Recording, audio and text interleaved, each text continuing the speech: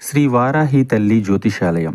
వ్యాపారం, చదువు, ప్రమోషన్, విదేశీ ప్రయాణము, ఉద్యోగం, ప్రేమ, పెళ్లి, సంతానం, పిల్లలలో జ్ఞాపకశక్తి, భార్యాభర్తల మధ్య కలహాలు, కుటుంబ సమస్యలు, ఆరోగ్య సమస్యలు, లక్ష్మీశాంతి, మనశ్శాంతి, భూ వివాదాలు, రాజకీయం, కోర్టు సమస్యలు, ఆర్థిక ఇబ్బందులు, కళ్యాణ దోషం, భయం, చేతబడి నివారణ, నరదిష్టి, నాగదోషం, చెడు దోషాలకు యంత్రములు ఇవ్వబడును. మరియు ఏ ఇతర సమస్యలకైనా పరిష్కారం చెప్పబడును. స్త్రీ పురుష వశీకరణ చేయబడును. ముఖము చూసి, చేయి చూసి ఏ సమస్యకైనా ఫోన్ ద్వారా జ్యోతిష్యం చెప్పబడును. Phone number 9059940366.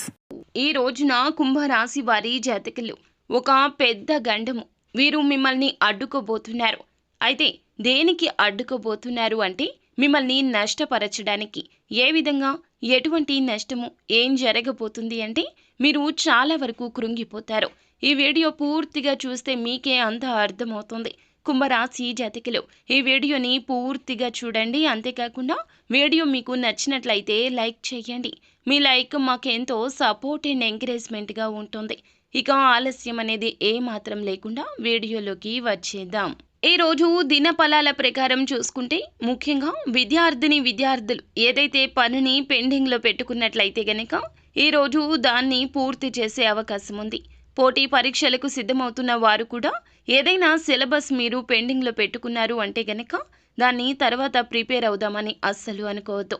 ఫ్రెండ్స్తో చిట్ చాట్ పెట్టడము, లేదంటే తర్వాత చేద్దాంలే, ఈ పని కాసేపు ఆగిన తర్వాత చేద్దాంలే అని చెప్పి ఎవరైనా స్నేహితులు అన్నా, ఎవరైనా మీకు అడ్డు తగిలినా వారి మాటలు ఆలకించొద్దు. ఈ రోజు పని ఈ రోజే పూర్తి చేయండి. రేపటికి వాయిదా వేస్తే గనక జరిగే నష్టము వారికి కాదు మీకు అని గుర్తుంచుకోండి. ఆ యొక్క నష్టాన్ని మీరు అస్సలు ఆ తర్వాత పూడ్చుకోలేకపోతారు. కావున ఈ రోజున ఏ విషయాన్ని తేలికగా తీసుకోవద్దు.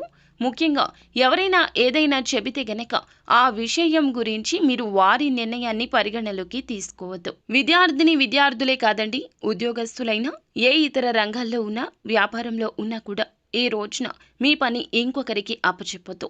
నేను చేస్తాంలే అంటారు, కానీ వారి పని వారికి ముందుగా ముఖ్యము అనే విషయాన్ని మీరే గ్రహించాలి. ఈ తెలివి మీకు ఉంటుంది, కానీ ఈ రోజున ఇతరుల మాయమాటల్లో పడిపోతారు. వారి యొక్క మాయమాటలు ఎలా ఉంటాయంటే వారితో ఉంటే మీరు చాలా వరకు ప్రశాంతంగా ఉంటారు. వారి మాటలు మీకు చాలా వరకు కూడాను మంచి బోధనలాగా అనిపిస్తుంది, కానీ వారి అవకాశాల కోసం మీ అవకాశాలు తొక్కేయచ్చు. వారికి నష్టం జరగకుండా ఉండడం కోసం మిమ్మల్ని కష్టంలోకి నెట్టేయచ్చు. ఈ రోజున వారికి లబ్ధి చేకూర్చడం కోసం మిమ్మల్ని పాములాగా వాడుకోవచ్చును. కాబట్టి జాగ్రత్తగా ఉండండి. ఎవరి జీవితంలోనో మీరు హీరో కావాల్సిన అవసరం లేదు. అధిక మంచితనానికి పోవద్దు. మీ జీవితంలో మీరే హీరో. మీతో పాటుగా మీ యొక్క కుటుంబ సభ్యులు కూడా ఉన్నారంటూ ఒకటికి 2 సార్లు గుర్తు చేసుకోండి. ఎవరికో ఏదో చేయాలి అనే తాపత్రయం ఉండవచ్చు, కానీ భగవంతుడే చెప్పాడండి, తనకు మాలిన ధర్మం పనికిరాదని.